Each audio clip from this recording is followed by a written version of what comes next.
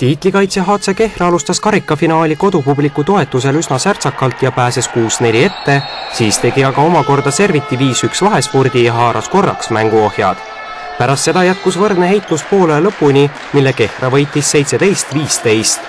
Üle platsi meheks oli selleks hetkeks Janar Mägi, kes viskas esimese pooltunniga koguni 8 väravat, lõpuks kogunes tema arvele 11 tabamust. Teist poolaega alustas selgelt paremini taas Kehra, hakates vahet järjest kasvatama, suurim eduseis oli 6 väravaline 27-21.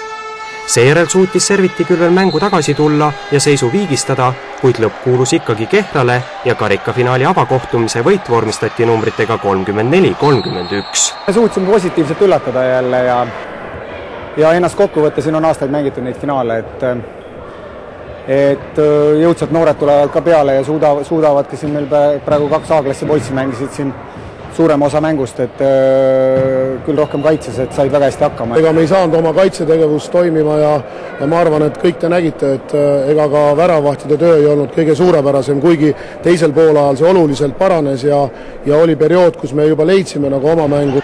Karikafinaali korduskohtumine toimub juba pühapäeval Põlvas.